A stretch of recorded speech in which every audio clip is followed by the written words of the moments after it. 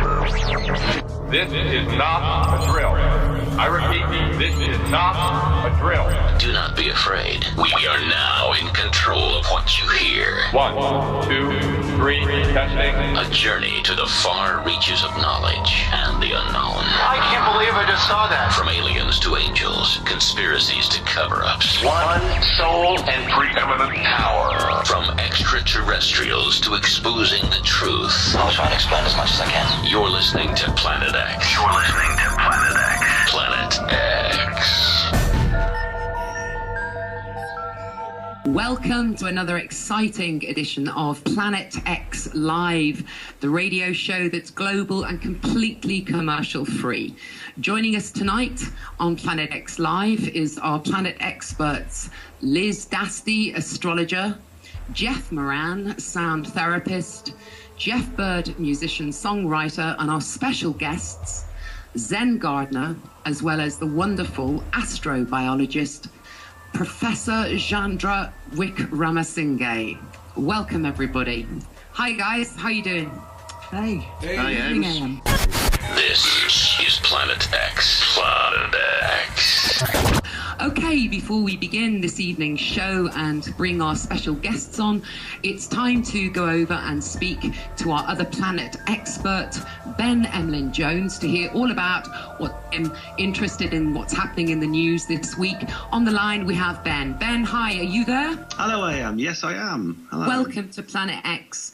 Please Thank you. tell us this week what's really got your goat up this week, Ben. Right, well, this week's rant is it's a similar one to last week's, actually. It's based on the theme of one of the things I was talking about last week. But it all goes back to that person, Ian Duncan Smith, who, well, we're on the air, so I won't tell you what I really call him most of the time. He's the work and pensions secretary over here in the UK, and he's been back on the news announcing how people who have been unemployed for more than a year are going to have to do 30 hours. I think it was 30, he said, 30 hours, quote, voluntary, unquote, work in order to keep their benefits. Now, this is something that's been going on for a long, long time. This kind of thing has a long history. I mean, we have a welfare state. Most nations now have a welfare state where if you're out of work or you're disabled or you're sick, you get benefits from the government to support you. You know, if you're unable to work as people normally do work. Now, from the day the welfare state started, which I think it was the late 1940s in Britain that these policies emerged. It has been suggested time and time again that unemployed people be put into government-run work schemes so that they work while they're unemployed. And these schemes have been suggested, they've been trialled, and they've been cancelled many, many times. And the reasons they've been cancelled is the enormous drawbacks of them, not just ethically, but practically. Yes. Mm-hmm. Now, what scares me, I think, in this modern world in the last few years is that these previously unthinkable policies have somehow managed to take hold, and somehow the government has managed to make them work. And it's really, really very, very worrying that this is going on.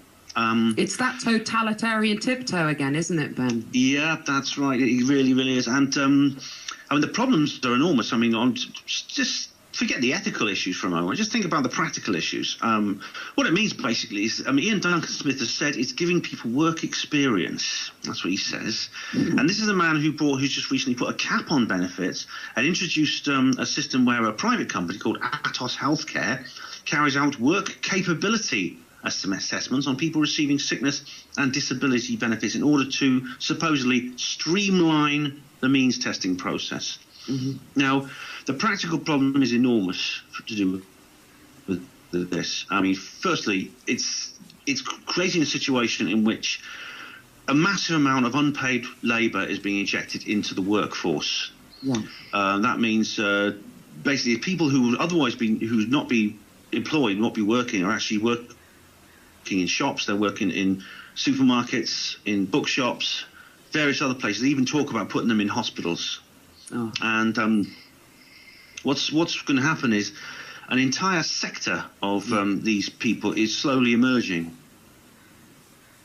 These are people who are not employed. They don't have jobs. They're officially unemployed unless they're on job seekers allowance, so they get payment from the government. to support themselves. Now, what's happening is some awful situations in which the number of these cases is growing, and this is actually increasing unemployment. I mean, there's several cases in which people have actually been made redundant from various jobs, very low-paid jobs in shops. They've gone and they've signed on, and literally a couple of weeks later, they're back working in the same shop for nothing. It is absurd, and some employers are now actually creating vacancies specifically for people on job seekers allowance. Because for the employer's point of view, it's great. It means they're getting effectively government subsidised labour. Absolutely, and they don't have to pay these people. Yeah, it's now. Sorry. Oh, I was going to say, I don't know if you saw that recent clip that we featured on Planet X Live of the British comedian Mark Steele. He was on the panel of Question Time, and he effectively just really laid into everybody on that panel, all the government ministers that were there, and said basically, why are you attacking the poor? What on earth is closing a fire station got to do with the economy?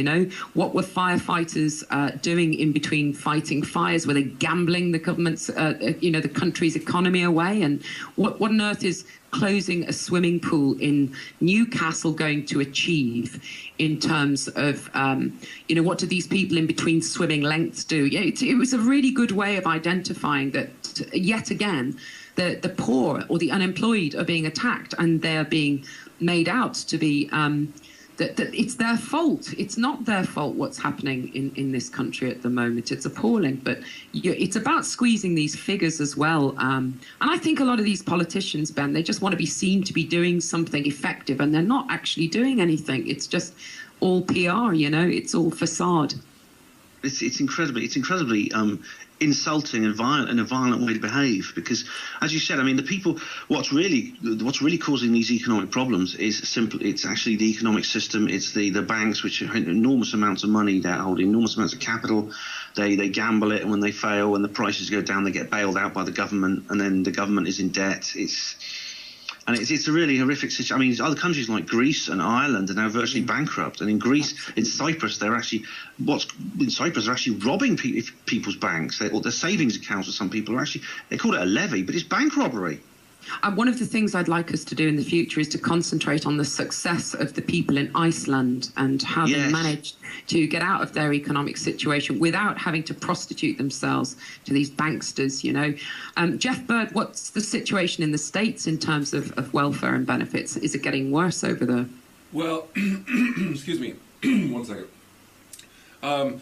What's the situation over here? Well, they're basically doing the same thing. They're trying to squeeze the poor, and they're trying to essentially reverse Robin Hood, take from the poor and give to the rich. That's pretty much the script, no matter what you call it. Yeah, cool. Same thing. Just over and over. On the ethical side, to look at the ethical side of this, it's incredibly insulting. It virtually criminalises unemployment. Well, that's exactly what it's doing. It basically means that if you are unemployed, you are a bad person if you haven't got a job, and you need some kind of whip-cracking negative incentive to get you back into work, which is absolutely ludicrous. There's this myth. It's still going around today. I spoke about this last week, but I'd like to talk about it again because it's so important. Yes, of course. There's this myth that somehow there's this massive underclass of people who are just sitting and living a life of Riley, welfare kings, sitting in front of widescreen TV, swilling special brews and saying, I don't want a job when the government's paying me. Anyone who's been unemployed knows that this is nonsense. You'd have to be crazy to actually want to be unemployed, especially in this day and age. There's the humiliation of the job centre. There's the poverty, Yes. The idea that you can even afford special brews is absolutely absurd. The idea that people just need to get on their bikes and get jobs. Everyone's on their bike already. They're riding around in circles waiting for a job to come up. When one comes up, they all pedal towards it as if they're on the Tour de France.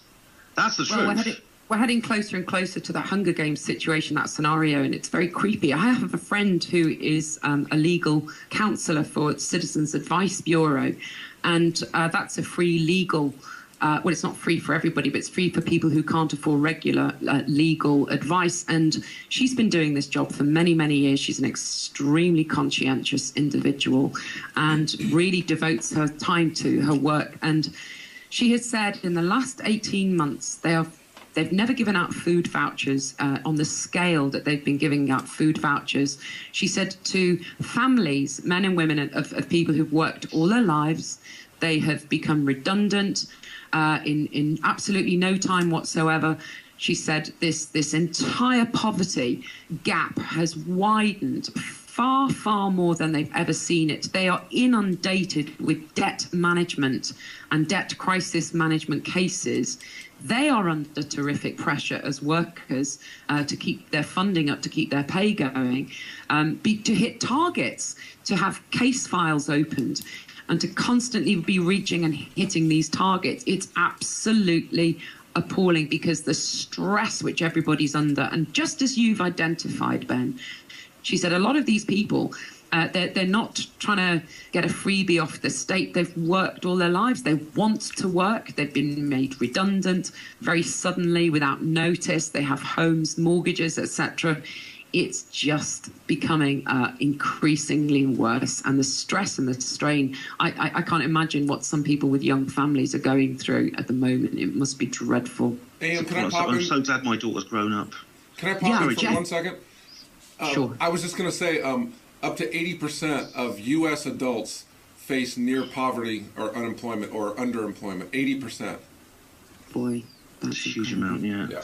And you know, I mean, there's a lot of things in the news at the moment. When it's the same week this came out, there were these stories about these immigrant vans. Have you heard about them?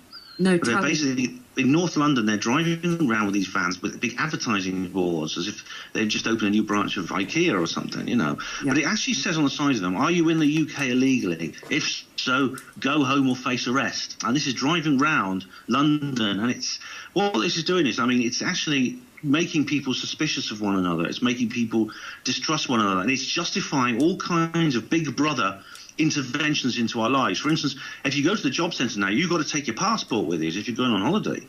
Bloody hell. And unfortunately, and the UK Border Agency is, which I thought it's going to have to change its name, because it seems to have less and less to do with borders, and it's becoming more like a police force. I saw the Manchester coach station, the Border Agency at Manchester coach station. Get your atlas out, people, and see where Manchester is. It's nowhere near any border. What the Border Agency doing there? Oh, they're checking for immigrants. Goodness. And what they're doing is they're actually going to go up to people, and they're going to basically, it's like those old war films, they're going to sort of basically say, "Papieren bitte," snap their fingers. Yeah, you're And you'll be expected to hand over your ID. And unfortunately, a lot of the population are going to support this. Yeah. But what can Sadly, people 'cause they'll do? say, I mean, you know, are there any suggestions as to what the man in the street can begin to do? Do you suggest that the ordinary person that is suffering this or feeling very angry about all this, how can they channel that anger constructively? Well, I mean, obviously you have to take action. You have to tell your friends.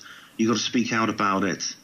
I mean, you've got to do whatever you can. I mean, I myself I've not claimed benefits. I mean, I've managed to get into self-employment. Maybe I'm lucky, or maybe this is a path that other people can take. I don't know if they have the option of doing that. I mean, I've got a daughter, but she's grown up, luckily. She's in college. I can't put myself in the place, as you say, of people with young families.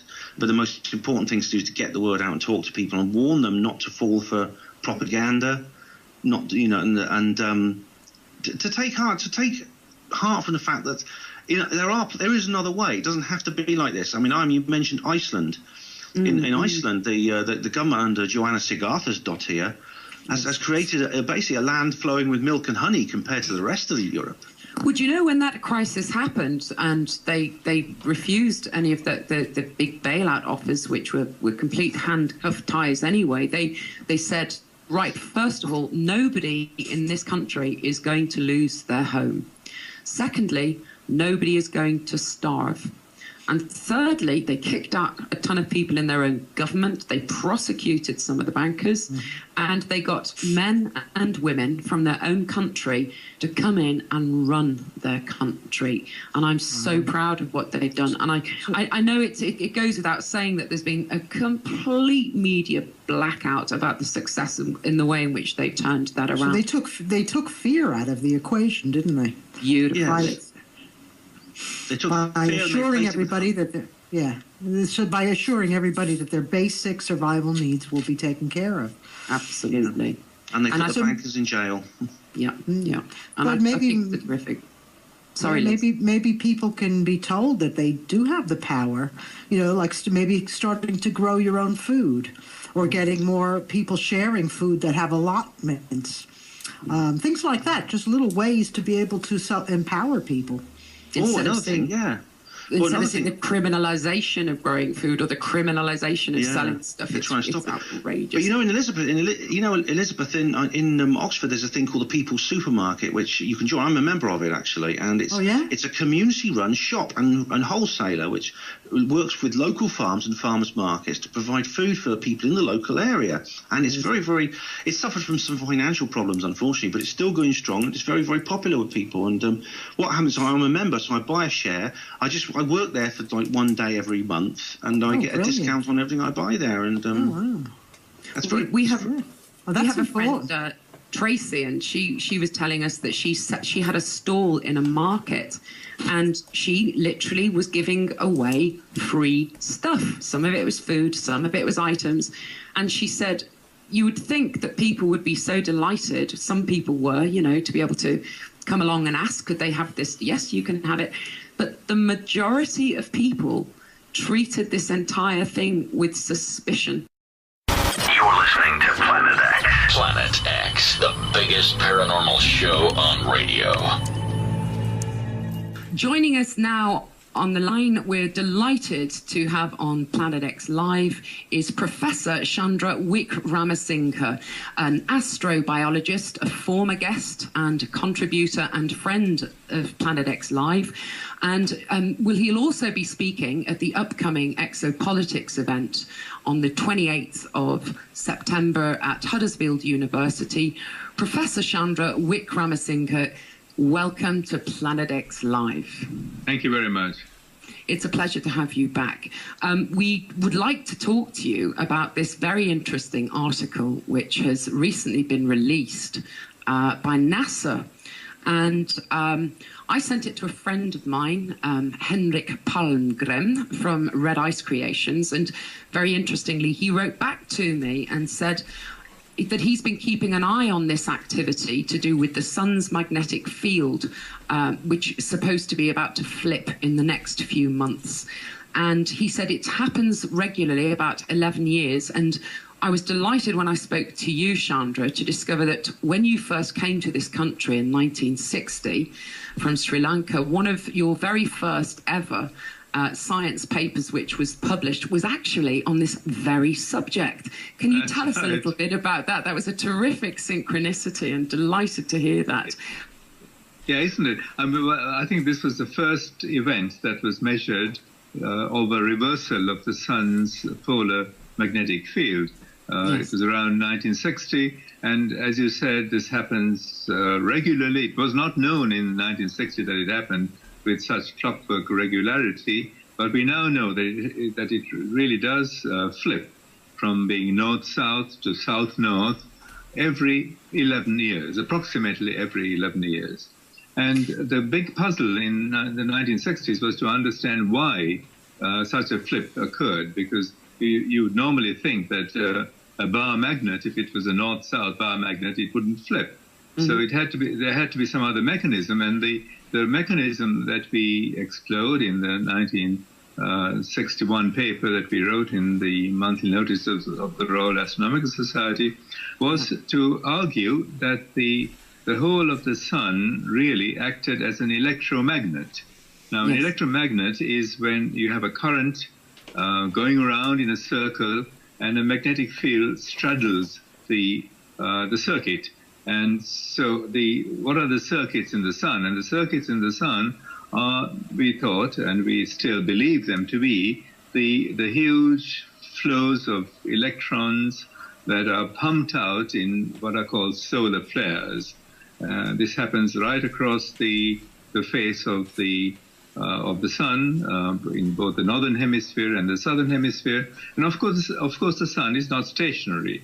It rotates around its axis once every 27 or so days. So it is really like the electromagnet that you have in a laboratory. There's a current or currents going around, and then the magnetic field that you see or that we sense in the sun is caused by these currents. The field flips. We now know that it flips from north-south to south-north almost regularly, with clockwork regularity every 11 years. And this has rather important effects on the physics of our solar system, on the behavior of our planets that move around the sun, and also, quite interestingly, I think, for biology, because the magnetic field of the sun, when it flips, it's about to flip now, goes through a point when there is no field at all, right? So there's a zero field, zero magnetic field for a very short period at some time in this cycle, and maybe in a couple of months from now there will be no effectively no field. Does that mean, excuse me, does that mean no sunspots either? No, that's not true at all. It's almost counterintuitive, because the sunspot cycle is at a is approaching its maximum. Okay. So when the sunspots are at maximum, it seems as though the sun is the north-south situation is getting tired, and it's becoming weaker and weaker to zero and flipping over. So the sunspots are at max. There are a huge number of sunspots. It's the peak of the sunspot cycle at which this happens. But the main effects, as far as the Earth is concerned, is that the magnetic field of the sun is what really protects us in some ways from damaging radiation, cosmic rays, and so on, that would have an effect on life, on bacteria, perhaps bacterial life, and even larger life forms. But fortunately, we have our own protection system on the Earth. We have a magnetic field on the Earth that is also liable to flip, but it doesn't flip every 11 years. It has flipped, I think, something like, tens of thousands of years, or some long period of time is involved between the flips of the Earth's magnetic field. So as long as the Earth's magnetic field does not go to zero, we have a lot of protection, or some protection, from the harmful cosmic rays that are flooding into the solar system, flooding in past the Earth into the sun. But the sun now, with no magnetic field, is more or less attracting more in the way of cosmic rays and energetic particles than it was otherwise. When the polar magnetic fields weaken and go to zero, approximately, if it's possible to measure, how long will that occur for? The zero would occur only for not more than a few months. As long as months. Oh, okay. As long as months. It'll be sort of going between plus and minus and undulating. After all, the cycle itself, the whole cycle is 11 years. And the flip that is happening now, it's almost visible according to the pictures that you sent me is on the web from NASA. It is going down. You can see the graph going down. And in the next couple of months, it is anticipated that it'll go through a zero. It'll go to zero, and then it'll reverse its sign. The north-south will go to south-north. So that's what's going to happen. And in this very short period, one might expect certain things. And one of the effects that interested me as an astrophysicist and astrobiologist for many years is that the incidence of pandemic influenza. Now, influenza is a disease that is often, people think it's the modern plague of human societies. We can do nothing about it except take aspirins and stay in bed, and not a lot you can do about it. And it is a fairly lethal disease when it happens in a huge pandemic. There were pandemics that happened in 1918, 1919, and there were many pandemics that have been recorded. And all of these pandemics occur very close to the maximum of the sunspot cycle, and that means to the time when the magnetic field is reversing. So Yes. this could have an effect on the introduction. If the flu virus or component of it comes from outside, it could be that the phase of zero magnetic field or no magnetic field in the sun would have some effect in the way that lethal particles are drawn into the inner parts of our solar system and into the Earth. Would that make us more susceptible to disease? Is that what that means during that time period? That's what it seems to be. And I'm amazed, in fact, that in the last weeks there have been many mysterious diseases that are sweeping across the planet. For instance, across a large swathe of Canada, there have been crows that have been just falling dead from the sky with a virus that the experts think were transmitted to them by a mosquito or something like that, or an insect. And I don't for a moment believe that story in its entirety, but the fact that this is happening at the point of solar maximum, of sunspot cycle, at the time when the sun's magnetic field is about to reverse, makes me feel that there's going to be some effects of this kind. Does that connect at all with the comet ISON? Do you find it interesting that a comet is coming so close to the sun at this time as well? No, I don't think the comet is a large object, 10 to 100 or a few tens of kilometers across, and the magnetic field would have no effect in affecting the dynamics, the movement of that planet. On the other hand, for a virus or a small particle, on the other hand, a dust particle, then the magnetic field does play a role in affecting its orbit, it's affecting its path. No, I think the new comet that is coming is exciting, and there may be some very interesting things that would follow from it, observationally, astronomically. But I have to believe that this is not connected with it's coincidental. It wouldn't be connected with any kind of the bringing of any type of disease or pathogens from space. Oh, it could be. I mean, that's what I meant. Yeah. Yeah, that's certainly. I mean, if it carries pathogens from space, and if it releases the pathogens into a situation that can produce a flow of these particles onto the Earth, into the Earth's environment, then the fact that this is happening near the 0 point of the solar magnetic cycle is important. It means that more would survive, that more harmful particles could enter. Just as I said, the influenza pandemics appear to be somehow connected with the solar cycle. And when the solar cycle is at a maximum, you seem to be getting major pandemics. Thank you for that. That's fascinating. That's terrific in terms also of what we know happened as long ago as 1859 with what we now call or refer to as the Carrington incident or the Carrington effect. That was a solar flare. Are we looking at anything? I mean, potentially this could always happen. It could wipe out our man-made energy grids. The natural electromagnetic frequency of the planet can become disrupted. Are we looking at anything with this particular activity that could affect things in that particular way? Or is it just that we just have to wait and see when a solar flare is going to happen anyway?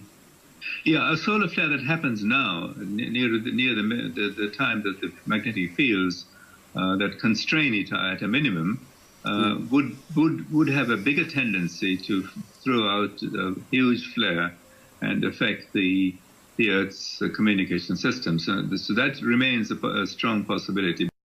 Zen, you wanted to ask Chandra a question. Yes, this is so fascinating.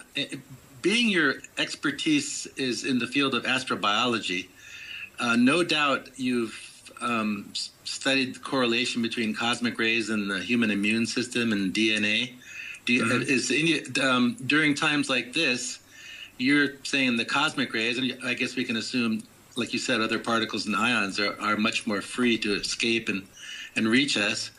Our DNA is most likely at least getting some vibrational treatment, and our immune system apparently, when you connected it to these pandemics, there has to be some kind of correlation. So I'm just curious what you found out in your years of study in this area. Yeah, I think it could be a combination of diminished immunity in the host population of humans, together with an increase in the flux of viruses that are coming from space. I really think that at least some component of these viruses that cause pandemics do come from space. And to this day, we don't really know how much in the form of viruses come into the Earth. But the latest guesses that I have seen and heard from quite informed people is that the total influx of viruses is phenomenal. And in fact, we know that, for instance, on the Earth, the total mass of microbiology, microbes, exceeds the mass of all plants and animals by a factor of at least a few thousand. So wow. There's a microorganisms in the form of bugs and bacteria overwhelmingly dominate our biosphere and our planet. And similarly, it appears to be the case that viruses are even more numerous and even more massive in their total content. So these viruses are being added to from space, and the additions are modulated, of course, if the additions are from space and these particles get charged. Nothing is uncharged in the form of small particles that come near the sun. Their ingress into the Earth would be controlled by magnetic fields. And if the sun's magnetic field is weak, then more of them come towards the sun, and in the process of coming towards the sun, they also go past the Earth. So this is certainly a connection that has to be explored. It's not as well explored as it should be, but the empirical correlations that I referred to, the peaks of pandemics occurring near the peaks of the sunspot cycle, leads me to believe that this is what you say is really an effect that has to be taken into account. Diminished immunity and enhanced fluxes of infective particles. The two together operate to form, to make for a pandemic. Well, plus the cosmic rays wreak havoc on they just pass through and they knock things all out of order, right? They do, yeah. They cut through our flesh, cut through the planet. Do you think those same cosmic rays, you said that the sun's actually more, I don't know if it's drawing in the cosmic rays, but it's susceptible to them with its diminished magnetic field. Do you think the sun gets more activated as a result by getting these bombardments? And is the Earth similarly more activated at its core, and there's liable to be more tectonic activity? I don't know. I'm not sure about the tectonic activity, but the impact on the Earth's atmosphere is quite real. I think that's going to be affected by the flow of electrons from the sun and flow of charged particles from the sun. But whether it goes deeper than that, I think it's unknown. I don't know whether there is enough evidence for us to say anything definite.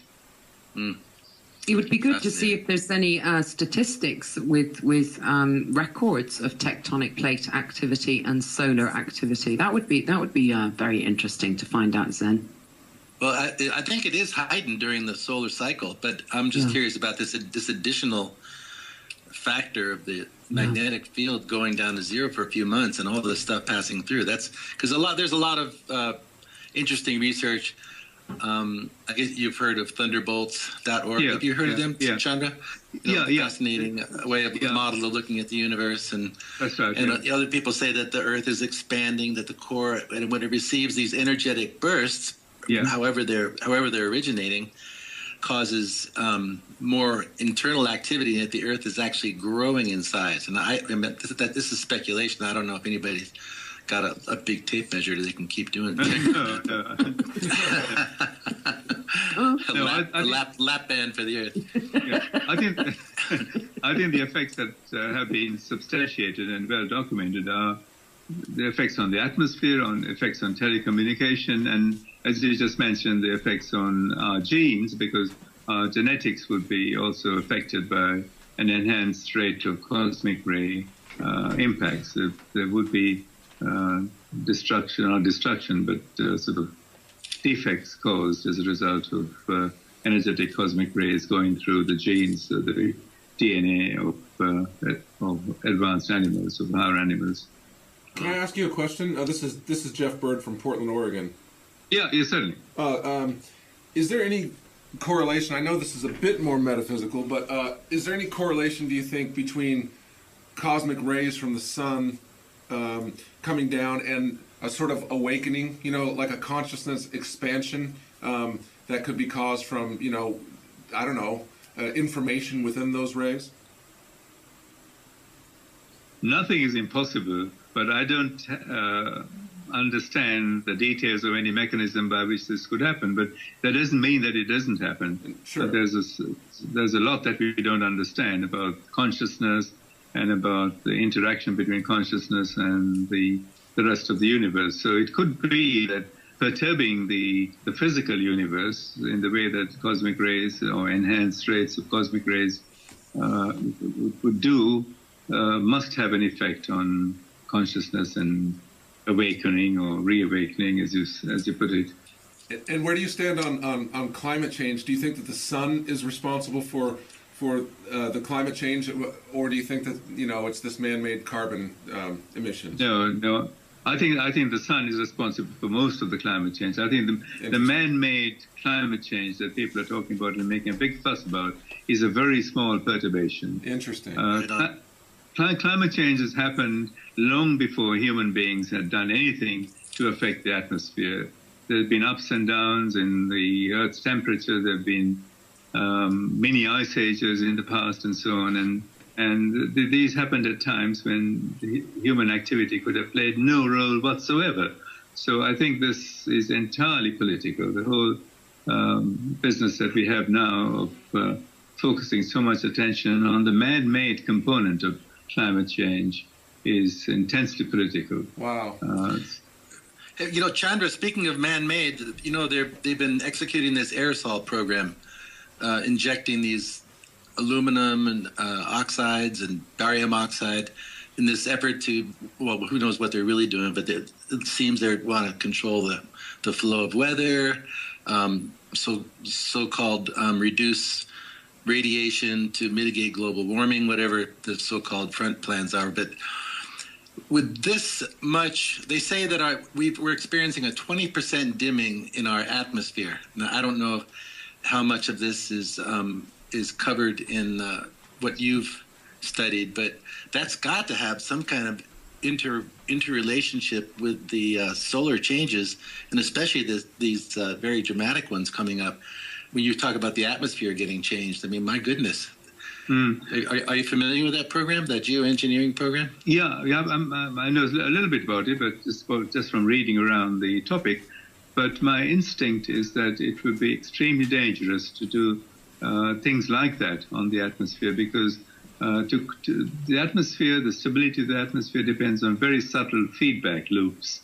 And if you're going to put up little mirrors, micro mirrors all over the place, they have to be extremely well controlled and calculated in order to produce the desired effect. And if anything goes wrong a little bit even, then the consequences might be bad.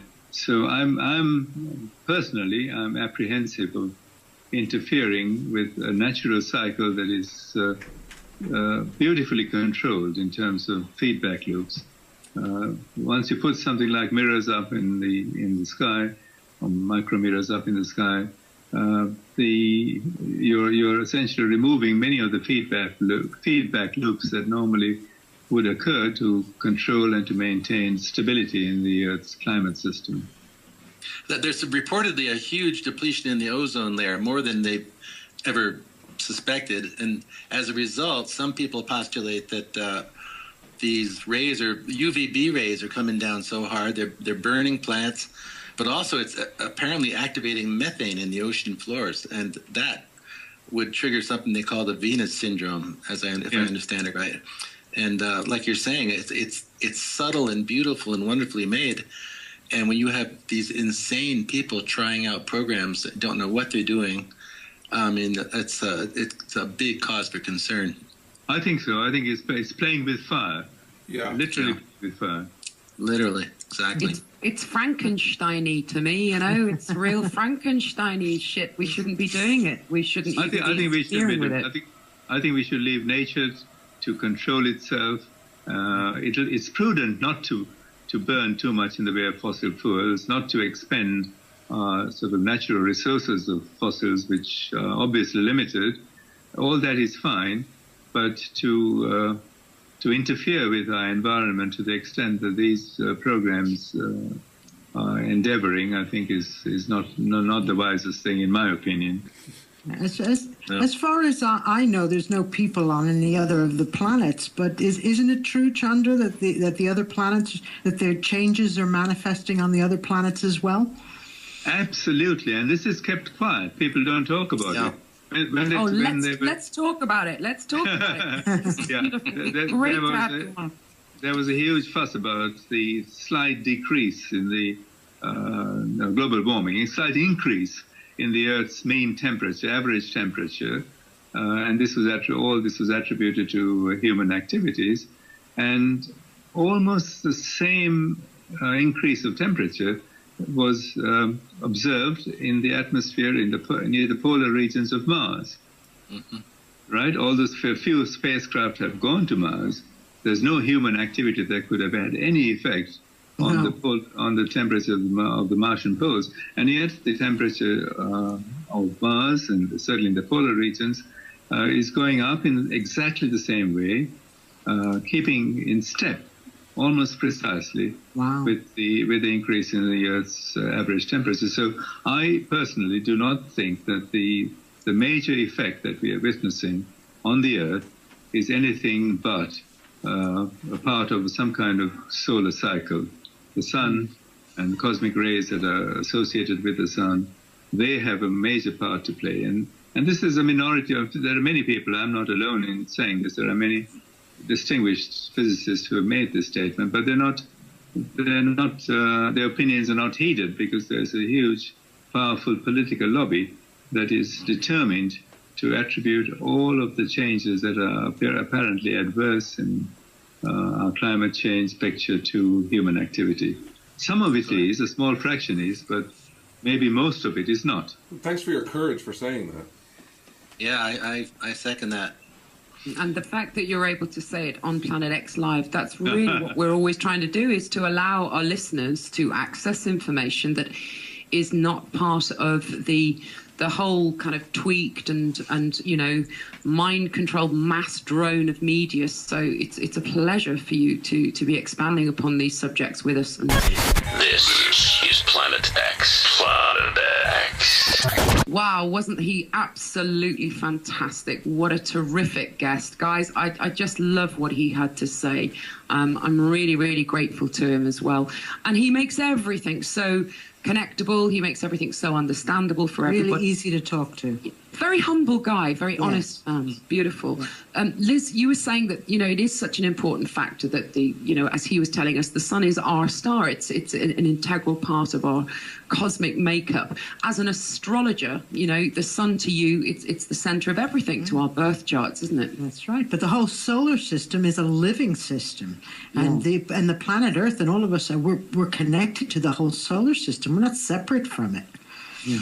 You know, and for so many centuries, you know, so many years, people, you know, has ridiculed astrology, or, you know, because saying how could there possibly be any link between Jupiter and the Earth, and we can't find a machine to measure any kind of link, and we can't you know, turn it up on anything and all this. But obviously we live in a solar system, so anything that lives in a system is going to be affected by that system. And this thing about as above, so below, you know, our ancient ancestors, they've constantly been reflecting the beauty of the cosmos onto the earth. You know, we see this in cultures throughout the whole world, for goodness sake. Well, what was quite interesting was when he was talking about the sun going into 0 point, Yeah. And as above, so below, as such, on our own magnetic fields, our own resonance ourselves, going into zero as well. Is there or would there be, for me, I'm looking is there a point, a certain point, where an awakening, I know Geoff mentioned it, and it veered off a bit, in terms of an awakening where the sun goes into 0 point, where our own magnetic fields go into 0 point, and then all of a sudden, the force of because what we're talking about is the sun being like a gateway, so the sun's a gateway into our system. But it's what's behind the gateway, what's the intelligence behind the gateway that's projecting through the sun, and what is decoded in those rays that are coming from the sun onto the earth, through the fields of the earth into our own fields to activate maybe that awakening. Well, Geoff Byrd from the galactic center. Yeah. Geoff Byrd asked Chandra, what does he think from a metaphysical level with the sun? For me, the sun is, you call it a gateway. For me, this reality, this illusionary reality that we're existing in, it is like, for me, a great big computer program. And that sun is a great big computer. Now, I happen to go with that school of thought that, behind... Well, the moon is more than likely a great big firewall which only limits my access to this reality, to certain frequencies within this reality, as the firewall sort of thing. And for me, behind the sun is the wireless router, which is Saturn.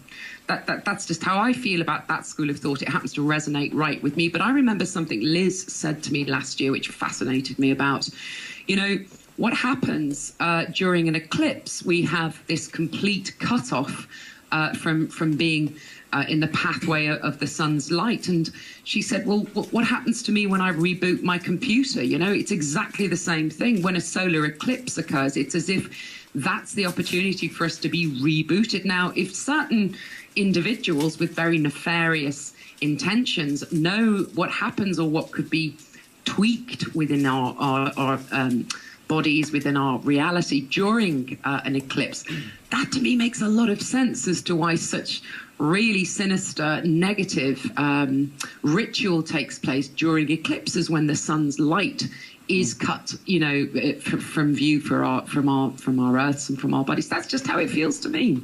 I was just going to say, if they've got their eclipse for their dark deeds, maybe this magnetic flip when it goes into 0 is for the good deeds, and the sun is becoming a portal.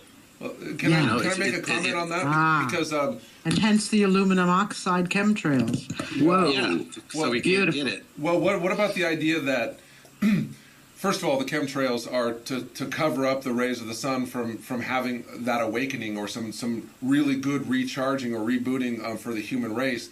And that's possibly why they don't want to have us having access to those rays, so that they obscure them through chemtrails. That's one idea. Also, what about the idea that, if you watch Kubrick 2001: A Space Odyssey, he's essentially telling you what's going on. I'm sorry, I'm yelling.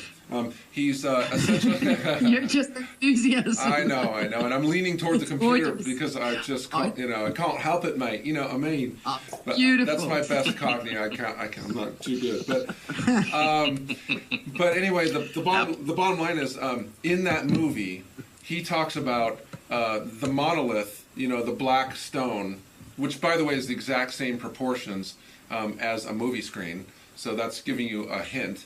That the movie screen might be mind programming or things like that, but also the monolithic stone is resonating a frequency, and sending a frequency from the moon, in the movie, from the moon to the Earth, changing everyone's perception of reality. And where is it coming from? Well, in the movie it's coming from Jupiter, but Kubrick wanted to make it Saturn, and they said no. Right. They said the powers that be said no, that's too obvious. So they made him change it to Jupiter. So you're talking about someone that is not only in the know, and I'm sure he was involved in some of those eyes wide shut parties and stuff. I'm not saying he's totally innocent, but he had a goodness in his spirit, and he was the best filmmaker of all time, and he was a whistleblower in his own way, trying to tell people this is what's going on. And they took him out. And they took him out. 10 days after he showed the film, Eyes Wide Shut, to Warner Brothers, that he was dead, and he was having no problems, just had a checkup, heart problems, no problems, nothing. And 10 days later, he was dead after he showed the preview of the film to Warner Brothers. I never measured it, but I'll bet you those monoliths are the psi numbers. The perfect dimension, the fractal, where you've got the sides. It makes a spiral when you draw the numbers together. They use it all through sacred geometry and sacred architecture. I'll bet you those are the same shape. But speaking of fractals, now I'm yelling now.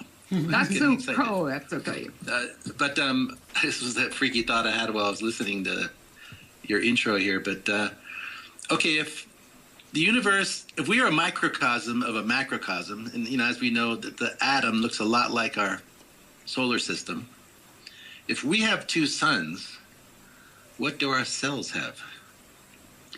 We have a higher self and a lower self. Yeah. No, but our cells, our atoms, I mean. Oh, right. Our atom. The atom might have a parallel, invisible magnetic atom that would explain a lot of. Anti-atom. Yeah, and then they were into the antimatter, aren't they? Yeah, dark matter. Mm-hmm. Yeah, but just a thought. If you take the parallel, like you said, as above, so below, microcosm, the fractal universe, and all that kind of stuff. So there's some freaky thoughts. Does anybody? I love Nassim Haramein. He talks a lot about the sun being a black Stargate. hole portal. Yeah, Stargate. That's the word. Stargate. And it makes so much sense. You just have to. That's the thing about the way we think. Now we take the conclusion, the picture we get from dot connecting, and then take it backwards to find the facts that that back it up, which is exactly what Einstein said he did. He said you work backwards when you find the solution that makes sense, and you come backwards to find out how that can be so, which is just the opposite of modern fascist science. Anyway, fascist. That's cool. That's what it is. Yeah, just like the medical system, it's all fascism. Anyway, he's terrific. I mean, I was blown away. I'd like to ask him questions all day long. What a beautiful, beautiful soul. Yeah. I really wish we could have kept him on longer, but never mind. Maybe you can get back. Does anyone know the exact day that it's supposed to flip?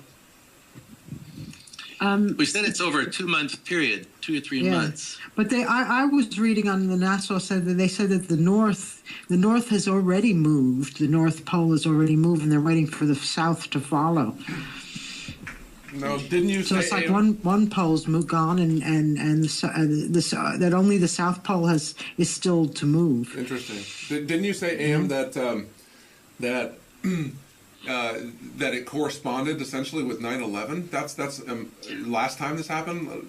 It was Henrik who drew my attention to that. He said that he's been watching this for some time, and I thought, well, goodness me, there's a hijacked event, a man-made, contrived event. But again, if these people have got the knowledge, the esoteric knowledge of how to affect our reality, that is the most perfect vehicle, in my opinion, to use an event.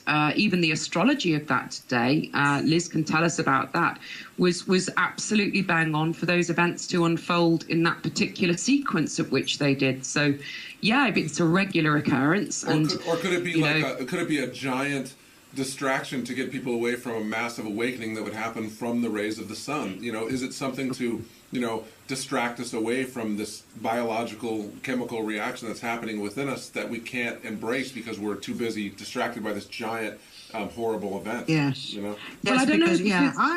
Go on, Liz. Go on. Sorry, I was going to say that makes sense to me because if you're trying to hang on to your power, the best thing to do is keep people in a state of fear. Mm-hmm. And because only with people being afraid can these people have any kind of power at all. And if they know that there's a threat to their power through the sun, then it does make sense that they would double their efforts to create as much fear as they possibly could. And I also feel that photonic light energy is teeming with information, is teeming with energy, is the most... Yeah, and the whole spectrum, what we can see, what we can't see, it's so essential. And as part of our natural evolution, which I believe they're trying to prevent, I believe they're trying to crush, to me, it makes all the more sense as to why they want to keep us from that and keep us away from that. Well, I had a long conversation with Ken Rolla, and he was telling me that that essentially 0-point energy and chi and prana and scalar waves are all basically the same thing. Okay, and he was telling me that. Orgone and too. orgone energy is orgone, yeah. Right. Orgone energy is the exact same thing, and so when you create orgonite, for example, you're creating a scalar wave vortex that acts like a spiral. And what he describes, and what I've seen for myself, as like an upside down tornado in the sky. So it's like, it's upside down and kind of spiraling up, and it takes away the radiation and the negative, like a big Hoover. Yeah, like a big vacuum in the sky. It takes it up and sucks up those particles, those negative, distorted chemtrails and particles of metal, and also negative radiation from, believe it or not, Fukushima and things of a massive scale. So it actually de-radiates, even on that level. Do you understand what I'm saying? So, and also he was saying that, this is essentially waves that create a vortex into a parallel universe. I mean, he was saying essentially that these scalar waves that Tesla talked about and pretty much, in my opinion, discovered perpetual energy, these same waves can be weaponized, and I believe that the government is weaponizing them or already has that. And and I also believe, though, it can be used as a really, really positive thing, as a really important solution. And anytime people can take any step toward making the world better, I mean, literally any step, it's an amazing step, right? An essential step as well. Exactly, but when you're proactive toward the solutions, not just talking about the problems, which is totally important, and there are a lot of people that do it brilliantly, like David Icke and others, but I think what's also important, and of course what he's involved in as well, is solutions, and anytime we can do that, it's amazingly important and empowering on such a grand level, because I was getting so bummed out knowing all this information, being able to interpret it and get it, but not being able to do anything with it. And that's when I started making these videos, and that's when I started making Orgonite, and that's when I started talking to people like you, brilliant people like yourselves, who make me feel like I'm in a human world and not just walking around with like the Lady in Red program in the Matrix. Never mind all that crap that's getting thrown all over you. It means nothing. Well, your attitude, you get on. Your attitude is so important, I think, in the context of the alternative world that we work in and live in. It shouldn't be alternative. It should just be normal. It should be common sense, honestly. But, that's what people call it, and so that's what we do. But your attitude and the vibrational frequency that you're bringing to, the table is so important. And I think that's why when I read your articles, and I'm not just saying this to pump you up or anything, but when I read your articles, I feel like I could have written it because it's exactly how I feel. You write it better than I think it. And so, first of all, thank you for that incredible work that you're doing. Thanks. I just do what I do. Yeah, but I mean, I can't, like you, I can't help it. Exactly. But I think that people don't understand a lot of times that it's so important that we acknowledge how hard the journey is for people. We have to acknowledge how difficult it is when you're an actual, organic, beautiful, caring, loving human being, how much of a minority you feel in this world. We can't discount that to people. And there's a lot of positivity in that because, people start to feel alone and they think that they're the only ones. And they get into a community like yours and like ours, all of us here. It's like they pop out of the matrix and we meet them in the greeting room and say, hey, go here, check this out, check that out. They don't have to. It's not required, but we're suggesting, here's where you can go and check out this information. And there's a community of people actually caring about other people and giving them kudos and slapping them on the back and saying, good job for working this hard to get out of that matrix. Seriously, that's hard work. Yeah. And we have to thank people for that and let them know that they're not alone. That's And right. I feel humor is a massive important part for my journey, because if I don't laugh at myself, if I don't laugh at what's going on around me, and I do laugh an awful lot at myself and what's going on around me, because I've learned it's the best way to combat what I'm getting bombarded with, what is trying to overwhelm me, my psyche. Forget it.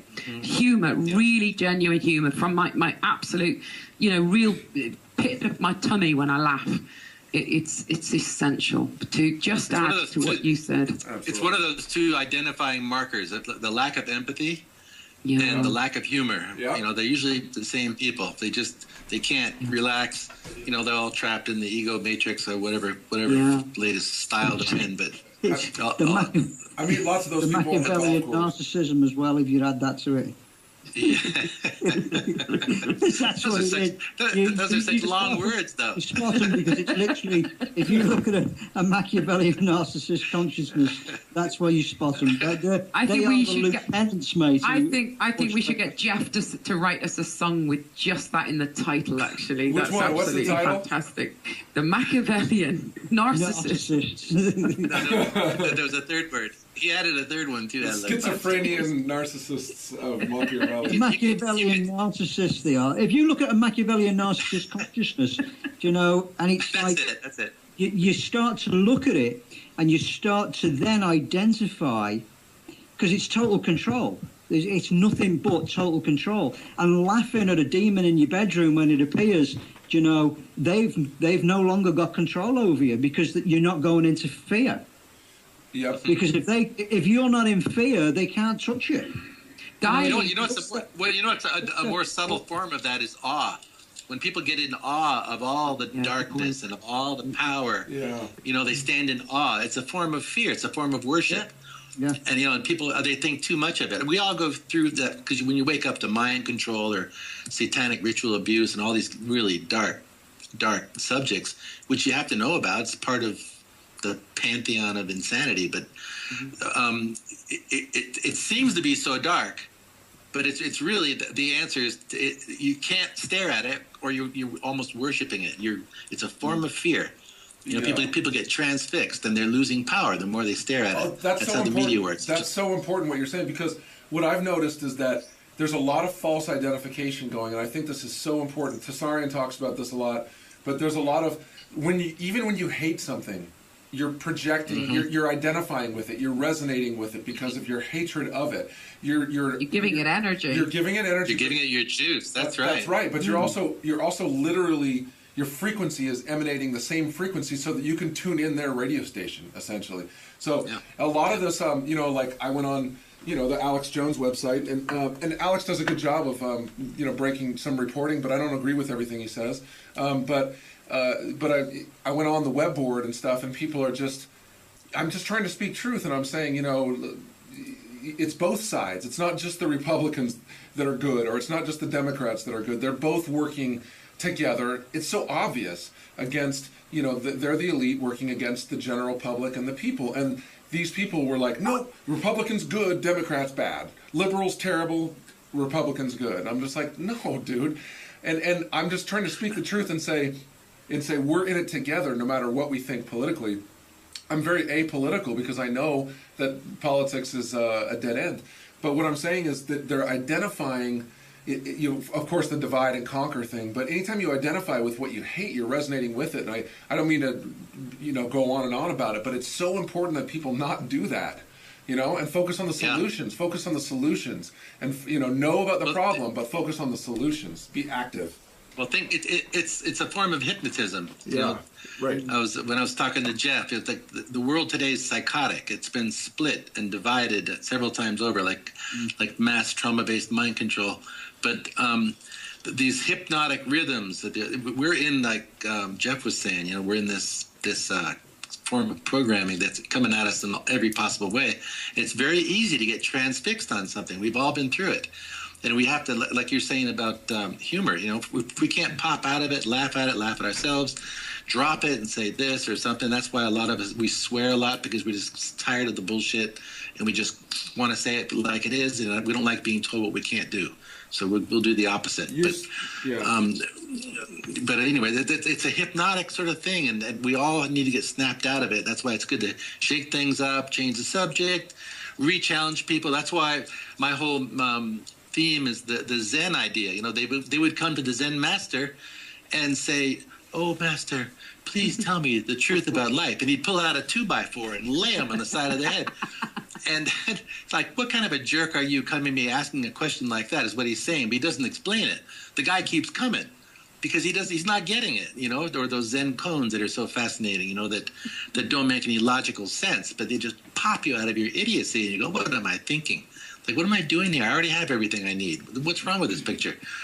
Anyway, that's why I love that meme. I went and saw a movie last night. It was, Geoff, can I just say something before you mention the movie? Sure. And it was about what we've just been talking about, about what we talked about, you know, Zen, about being in awe, being in fear, etc. One of the most important things that Rosemary Ellen Guiley brought to her interview last week to summarize her work was that the people who constantly get attacked psychically or whatever in different frequencies, different dimensions, whatever their description of it is, the be-all and the end-all, and particularly with one experience, so who's had terrific lifelong experiences of being attacked, was just for us as individuals to realize and then own our own sovereignty. Mm-hmm. And she was saying that's not a cure-all. It's a frequency and a way that nothing else can get us, nothing else can take from us what we don't allow, nothing else can attack us, unless or if we own and understand our own sovereignty. So I just wanted to say that before you moved on, mate. Thanks. Oh yeah, I'm sorry if I was changing the subject. By the way, that was okay. That was a good important piece. But I was just going to say, because we were talking about chemtrails and organite and stuff.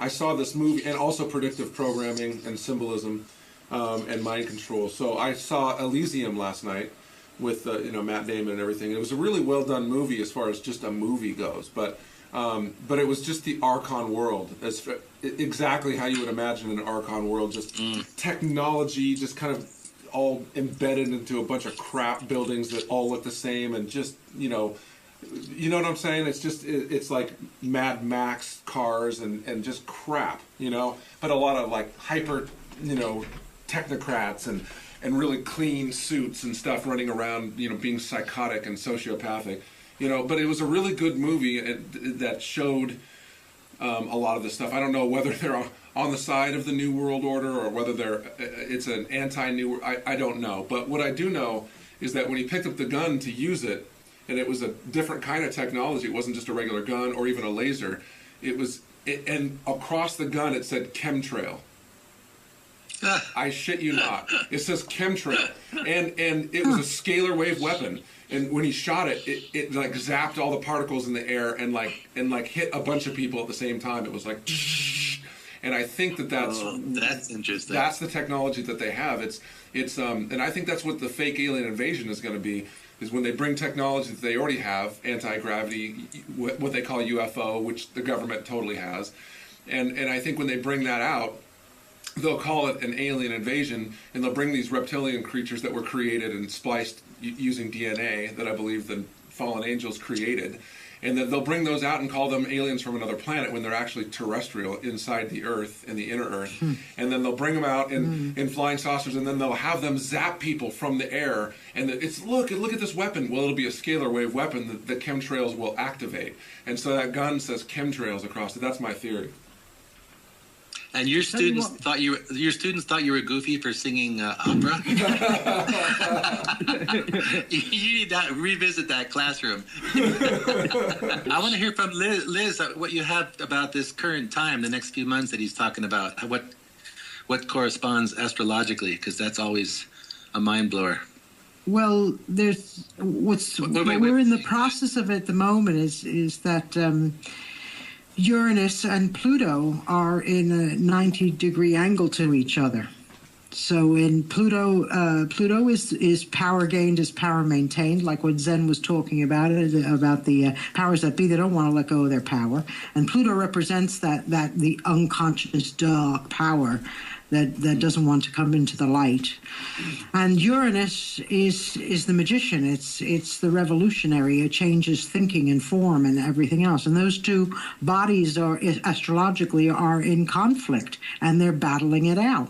And we're all enacting that in some way.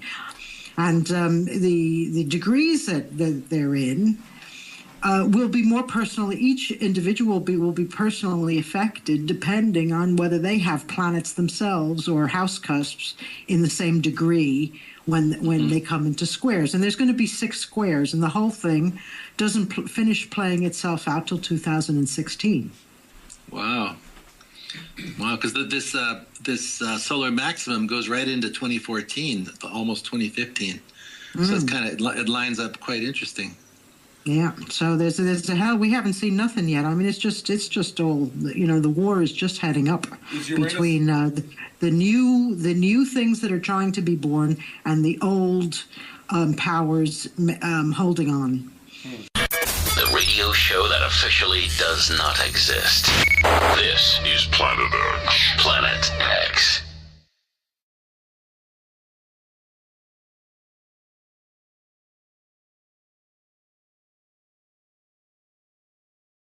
Geoff Moran, you've been doing some really exciting work with Orgonite. I know that Geoff Byrd and Zen Gardner has as well. Geoff, tell us a little bit about what you've been doing with some of these towers that you've been working with. I don't know, it's quite, I guess it's quite difficult really, because we're putting the Orgonite together, we're putting the tower busters together.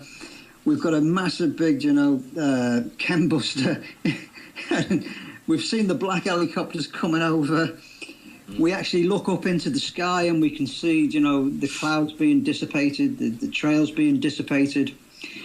And they're not dissipated all the time, So as we're looking up, at times they are dissipated, other times they're not dissipated. We've also been traveling around, the different, all the towers. So we've been gifting to loads of different towers. And we're doing all that. It's just tonight, even tonight, we've got some Orgonite. We've made some Orgonite plates. So when people are saying, because I love all this stuff about, it's doing this, it's doing that, it's doing the other. I want to see it, and I want to see it for myself, because when I see it for myself and I see it really manifesting right in front of me, and I can measure it, and I've got some sort of measurability going on. Like, we just put some water, it's like, oh yeah, well, you stick it on the Orgonite and everything else and it'll sort it all out. Well, I've got my little meter that puts in, on me tap water, 117 particles per million, of rubbish that's in the water. And then I stick it on the Orgonite plate and I come back, and I'm sticking my meter back in it, and I'm now reading 144. What on earth is going on? And I'm taking it off. And I'm reading it a little bit further on, and it's dropping down again. Wow. So in terms of, for me, it's like I can measure a frequency. I know what's happening with the frequency. I also know Wilhelm Reich, when he was talking about orgone energy, but he was talking about dead orgone as well. And the dead orgone, which goes right back to what Zen said earlier on, and he was talking about, well, okay, within our cellular structure, we've got maybe a positive, but we've got a negative as well. And does that mean that if the sun has got an opposition to it, a negative to it, is it a parallel side to us? And is the door the parallel side to the whole equation of chi and orgone? And if so, how do we measure it? And I know Wilhelm Reich, what he used to do, did a lot of body work. And the body work was to try and release the dead orgone, which has been accumulated maybe through millions of internal thought processes on how rubbish we are. Internalization of beating ourselves up and everything else that go with our psychology. Is that door? Is that what it is? If it's not positive thinking and moving in the right direction. And I guess I'm coming to a point as well of thinking, are we... living organite? Are we the best examples of living organite when we're in alignment with like what we should be doing and the positive thinking and everything else that things are going to change? Well, that's we become this standing grid, this standing wave of positive frequency when we approach that mental proposition. So are we actually imbuing into the organite that we're making those positive, because everything is free flowing. If it's our thoughts, then it's free flowing into the organite.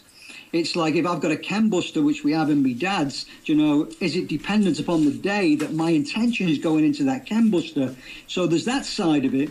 And then the other side of it is the experimental stuff on the cloud busters with Wilhelm Reich, when you actually see like the 6 holes being popped in the clouds. Oh yeah. So yeah, so what's happening on that front? So I think our own intention is 9/10 of the law, like in anything else. I think we are so powerful, but we just don't realize how powerful we are. Well, people don't understand that well, some people do, but a lot of people don't understand that people themselves, our brains, our body, our actual biology is emitting, massive amounts of scalar waves. So when you're around other people, and those people are emanating good frequencies, you can feel that. You can tell when someone just feels right, when they feel like good to be around. And then there's people that you're just like, whoa, I want to back away from that. And that's that dead orgone energy, because they're essentially emitter transmitters. And so this is what I was talking about with Ken. People are actually emitting the scalar wave energy and stuff. And I do believe intention is a big part of it. There's the hard science part of it, and then there's the, every time I make orgonite, I put peace and love, the actual words, like Professor Emoto, where when the orgonite hardens, it vibrates with those frequencies of those energy fields, those words. But also I make a really clear intention while I'm making them that this is going to help people, and it's going to do an awesome job of getting rid of chemtrails and also preventing EMF frequencies that are harmful and radiation from Fukushima. I'm thinking about these things while I'm making the orgonite. It's a little bit exhausting to keep my mind on that one track, but I really try to do that and then embed that into the code of these finished products. And that's the encryption. I mean, you're actually putting an encryption within that, which is very similar to a crystal. Like a crystal itself will take in information. It takes in information, it amplifies it, it sends it back out. Just the same doing it as ourselves. That's what we're doing all the time. We're also living crystals, as it were. Yeah. We are. We're crystalline. I was going to say that. We're entirely crystalline. And we're at the same time we're holographic. Yeah. Everything is like we're like Tesla coils at huge levels. Yeah. So that's the beauty of it all. Yeah, and I almost wonder if the chemtrails aren't helping us out now. we're getting little metallic stuff in there, like you sprinkle in your orgonite.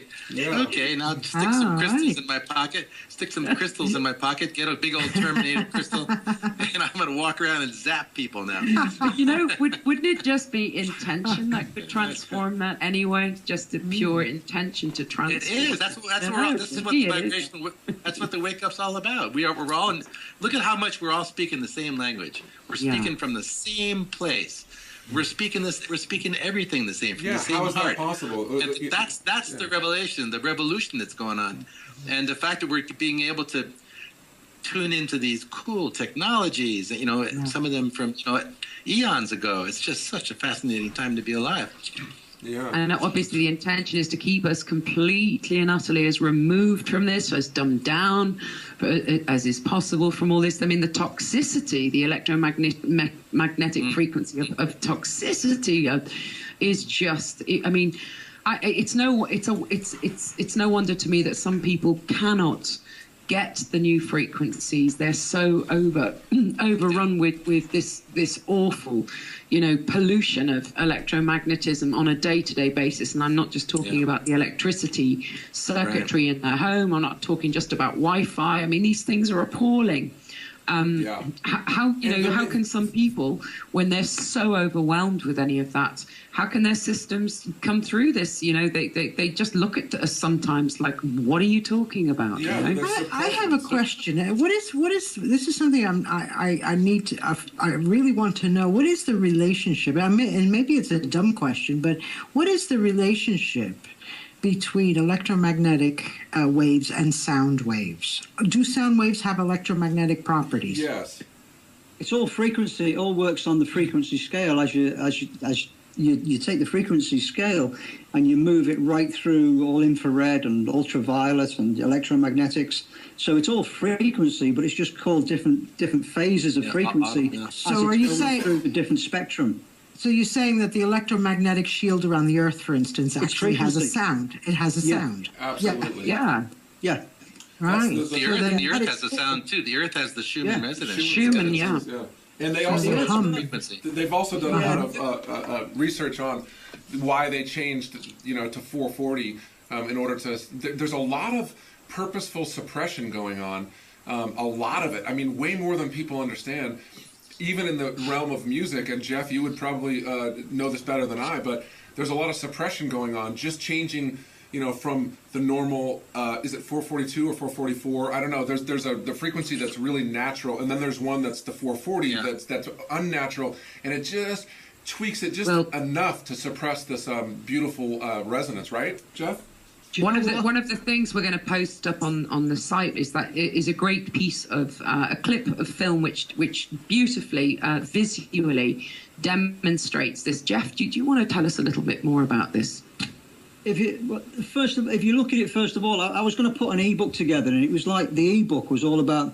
At one point, my whole mindset, and I did a presentation, everything at the Probe, and it was all about how the 432 frequency has been suppressed and it's been taken over by 440. And my mindset was like, that's all that's happened. It's like it's gone from 440 to 432. Well, it hasn't. When I started looking deeper, like nearly everything that's out there, when you start looking a little bit deeper and a little bit deeper, yes, they brought the 440 in. Yes, it was brought in through the back door. It was made in the West as a standard pitch for A. But not only was the 432 used, there was a whole range of the 438, a whole range of different frequencies that different musical, musicians and orchestras pitched up to, so it wasn't just the difference between 440 and 432. I see that picture everywhere. That's the picture that's on the clip. The yellow picture that shows like a really nice 432 and it's pumping out a lovely pattern, and then you've got the 440 which is all disarranged and everything. I've got a frequency generator here, and I've got sand, and I've got everything else that they all demonstrate with on all the experiments. I've never been able to put that in and to decipher when I put 432 on and 440 on, And just for our listeners, we're talking about hertz here, because some people might not know what we're referring to. Yeah, cycles a second. Yeah. Now, what I do sort of start to get a grip of when you look at the research, and you look at quite a bit of research about people listening and playing music 440 and then music 432, you will see the 440 appears to disconnectors, so it's got a disconnect, and it's like the 432, we feel a part of it, so we are a part of the sound.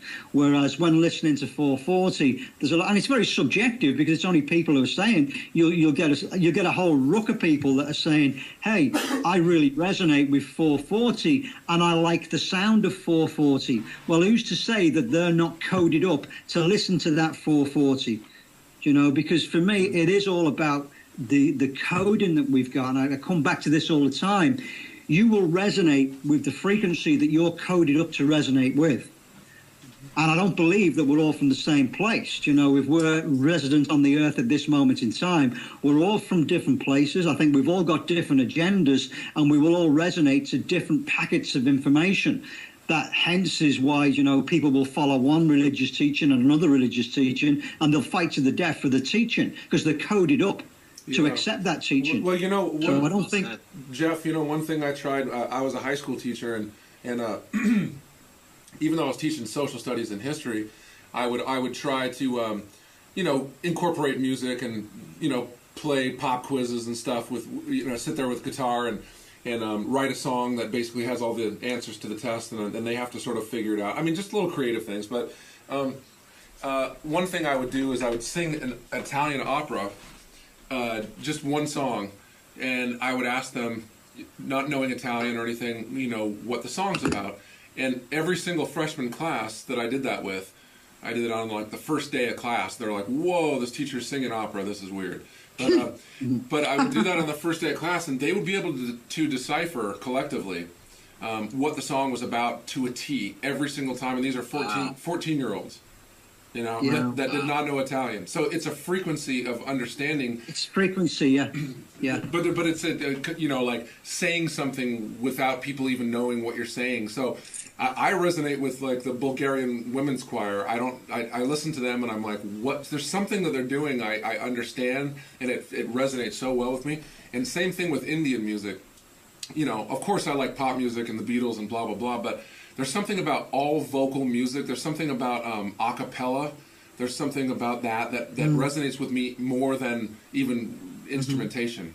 You know, maybe that has to do with the way that it's a 440 or 432. You know, human voice might. I don't think it's maybe it's not even that, Geoff. I think we are the unique instruments that we are. Yeah. And everybody's got their own song to sing. The idea that I know that you were joking around about like, oh, are you crazy? But like the idea that we limit our scope of the possible, I think is part of the problem, because I know that's not what you're just joking around, but like that kind of stuff is what they count on, is that people just, oh, it's science fiction, oh, it's crazy, oh, you know, and then they're and then they go ahead and do it, and that's their cover, that's their shield. Anyway, that's what I wanted to say. You know, each moment of the day and everything that you say to another person, and they're getting that and they're feeling that, you know. So we are the most unique, as I say, instruments that we've got. The instruments that we play are just secondary to ourselves and the sounds that come out of us, our frequency.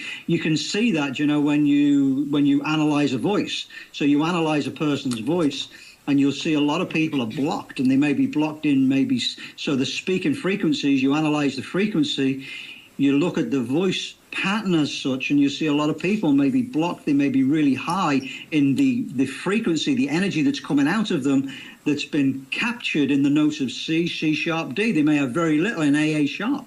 You know, so a lot of people are really out of balance, and our everyday living, if you look at listening to an air conditioning unit and you're stuck behind it 8 hours of the day, you got to be taking in that frequency. So at some point, your energetic system is going to become out of balance. Oh, yeah. So that's why it's really nice, you know, to get out, to relax, to get away from all the EMFs, to get in the woods, to get by the river, by the sea, where as you're listening to the sea, the ebb and the flow, by just sitting on the beach.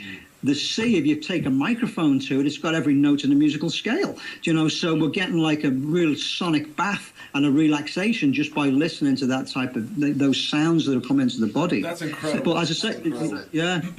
Zen, So what happened? That, Zen, you were saying where you live at the moment, you went through a noticeable detoxification of all this bombardment of EMF frequency, and how did you leave the States? I mean, you've got hospitals. I'm sure it's the same in the UK, but I'm sure you other guys can vouch for this. But top of hospitals, on top of schools, universities, in the most populous areas, they put these damn towers that are frying people. They're altering young girls' ovaries. They're just destroying people. And when coming down where we are now, it's like, oh, they still got that stuff. Believe me, the U.S. or the whatever you want to call it, the dark forces have, you know, infected the whole world, but way less. We started to wonder something wrong because it was just so quiet, and so you know that and it's taken us time to do that. But I wanted to say something else about our discussion, because we're touching on things that people are really carrying a big weight on their shoulders about, you know, how we're getting toxified, we're getting EMF'd, we're getting or like Geoff's explaining, we've been coded and all these kind of things, which is very real, and we've all come through that. It's like consciousness always trumps all this BS. Consciousness, there's always a way we can actually convert through conscious awareness and tapping into the ultimate source. We can actually turn all their garbage into good stuff. I really believe that. I'm getting more listen to today's conversation. We're actually, it's like the orgonite analogy or example. You put a bunch of gunk in this thing and you put it in the goo, and it dries out and it compresses, and it's got this piezoelectric effect. It's all this cool stuff going on, but it's more than that. It goes into the next realms. But I think, but at the same time, what you're saying, Geoff, we have to complement our conscious awakening with natural, the external, get rid of as many toxins as possible. But I want people to feel empowered that it's not too late. All this crap we're looking at all the time, okay, it's dark and it's nasty. Yeah. But guess what? The fact that we can see it, we have already beat it, and it is completely, conquerable. Just with the throwing of a switch. But there's a lot of people that when they first walk into the awakening and they find all this stuff out, they go, "Holy crap! What can I do?" It's overwhelming. But that's all part of our journey, I'm sure. But I think these kind of things really help people. What you guys are sharing. Yeah, I think it's also, I actually have a real sense that, like we were speaking before about the sun maybe being a portal. I do think it's a portal. I think it's a stargate, personally. But I also think the Earth is a massive stargate within our system. And I think that's why there's been so much stuff going on the planet. That's why there's, whether we call it light and darkness, whatever. For me, it's Source making its choice and experiencing whatever it's experiencing. So we can call it whatever we want. But that Source is taking that experience. And it can be the most evil, whatever we want to call it, but it is still Source having an experience to be able to record that experience of what it's like. So for me, what's happening with this planet is like there's a lot of energy. We call it an awakening, but there's a lot of energy coming into this planet. And the way that you've just said, Zen, about it changing, I think the laws of frequency, when you see frequency and you experience frequency coming in, what frequency tends to do when you've got a higher frequency, it literally it's basically like a transmutation effect that takes place. So you push a higher frequency in, that can be your thought process, it can be a new way of looking at something, it can be a paradigm shift, but it is a new level of frequency that comes into your system. Sometimes that old frequency, and it might be old traumas, old fears, or whatever that might be, need to be transmuted. They come up for resolution, but then the higher frequencies come in and they just change that around. And I think that's what's taking place when you look at the planet at this moment in time. It's maybe going through that transitional stage where the transmutation's taking place for us to experience this awakening as we're moving forward, as the energy is coming onto the planet in such a way, you're seeing it all around. Now, at the moment, as I say, it may not look too good, the manifestation and the way that it's acting itself out. But I think come the revolution, we're on our way out of here, big time, and in a really nice way. And to change within science, within education, within the medical system, within every single thing we do on this planet, it needs to be transmuted, because everywhere I look, it's distorted. We look at even the geometry that we call sacred geometry. And you start looking at the fib of no chi, and you look at the Fibonacci scale, and you start looking at spirals of energy. You look at the yin-yang, which most people would take the yin-yang as, wow, I had it tattooed on my leg for years. If you really look at the yin-yang, it's an internal system that is feeding upon itself. It's not an expansive system when you look at that geometry within the yin-yang. Yeah, and it's got a wormhole right in it. Yeah, it goes right into itself. It's not expansive, but it's put out there. I think one of the big things about people who are awakening, one of the first places they go is maybe to the New Age. The New Age, for me, is full of distorted energy patterns, because that's been the easiest way to distort those patterns. Well, the biggest, because those people have been looking. It's a big part of the New World design. Absolutely, Kissinger had a lot to do with that. In fact, that can be proved. Kissinger was really behind moving to bring the New Age movement in. Absolutely. Well, because what it is and this is, I think, the biggest problem that people experience is that, first they go to the New Age because it's all about positive and it's all about empowerment and it's all about that, but it never focuses on the other side, which is there's a lot of negative stuff going on that we have to be aware of in order to actually know the enemy that you're fighting on the battlefield. I mean, you have to know what's going on in order to then solve the problem. You can't solve a problem without knowing, you know what I mean? You can't solve a problem without knowing the problem. I think, to be honest, Geoff, a lot of the problems that are in this time matrix, we will never understand the behind-the-scenes action that takes place. When you look at, it's okay looking around at the governments and seeing what they're trying to do and going deeper and deeper and deeper into it. I think for some people, they don't need to go into that place. I know you've been into that place where you've seen, the demonic influences. I've been into that place, but I think a lot of people don't actually need to go into that place to be transmuted. No. And I think that's what's going to happen as new souls are coming in onto the planet. Those souls will get onto this planet through the gates because they've got the right frequency to get through the gates. I actually think once they call them fallen angelics, whatever we want to call them, once their numbers up on this planet in this period, they cannot get back in here because they haven't got the frequency range to get through the gates. And I think that's what the blood is. I think that we were talking about crystalline, that we were basically biological crystals, and that blood, when you look at it under the microphone, is crystalline. So, Do you mean the microscope? Because we're not going to look at blood under the microphone tonight. Did I say microphone? It's quite all right. You're a musician. Oh God, I'm such a flaky. I'm such a flaky musician. And he's bleeding. And my heart from is his heart as an artist. Oh.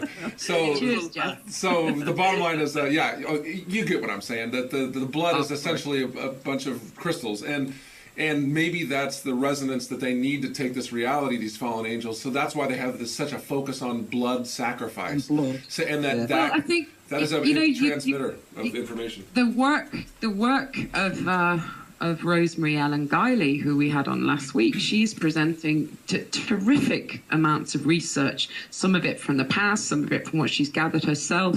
And there is no two ways about it. The blood is a really essential, vibrant life force within itself, and it's extremely important to other beings or other entities to mix. And for me, your work, Zen, is really about embracing all of this information, all of this stuff, whether people are coming to it new, whether they're awake now or they've been going through this transition. And for me, you just talk from your heart about how you live your life, how it affects you. And you don't dictate to anybody. You don't tell anyone what to think, what to say. But you literally look around you and you suggest to people what might be a way that might have worked for you, how you've looked at things. And your humour, don't take things too seriously. You bring humour a great deal into this.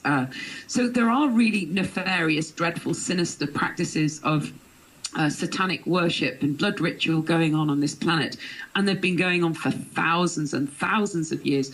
They've always been hidden, they've always been away from us, but we're cracking onto this now. We're looking at how everything is affecting us. But for me, your work, it's not the be all and end all, but my God, it's a damn good way for an individual to arm themselves, to become aware, peacefully arm themselves. How they're going to handle it, how they're going to ride it out. Information is empowering. It's like, okay, it's predominantly kind of dark and ugly when you first wake up and you start to realize what kind of a weird place you're living in. But ultimately, it's empowering. But like you were saying, like if we start telling people what to do, and we can make suggestions, we all get pretty excited about stuff and trying to help people make wise choices, but that's the paradigm we came out of. We were told what to do, and you're not told to to think and analyze. You're told these are the facts and this is what you do, and you had very little range, you know. But, you know, you were talking about blood, too, G, and it's very interesting. I don't know if you know, the Japanese part of the Japanese culture, they don't separate people by sun signs or star signs. They separate them by blood types. Oh, Did you wow. know that? So does Vedic medicine. Yeah, and it's like that's your essential blood. I mean, there's so many things that are so neatly wound together, like things like this, that people go, wait a minute, because they're stuck in one paradigm, and they don't realize that you have to keep shifting all of your paradigms, and there's nothing more important than to continue to change. But the point I wanted to make a point at the other thing, I've got my little things here I wanted to bring up, but when we realize the efforts that these bastards are going to try to contain us, they infect us, right. they blind us, the media bullshit, excuse my English. It's all right. You're on Planet X Live. It's cool. Okay, good. There's an X for a reason. But this show is X-rated. It's actually excellent. This is Planet X. Planet X. Zen Gardner, thank you so much for joining us this evening. It's been an absolute pleasure. It's been a real giggle. Your energy, your contribution to tonight's discussion has been wonderful. I'd love for everybody to still be able to access your work and to be able to be inspired by it. Zen, give us the details of your website. Where can people go to find more about what you write? Oh, ZenGardner.com, pretty much. It's Gardner, Gardner. That's terrific. People are welcome. It's got a great community of really fun, enlightened people if you want to jump into the conversation. But that's where I hang out. Zen, thank you so much. It's been an absolute pleasure, mate. Thank you. Oh, thank you. You guys have been just a blast. I've just had a wonderful time.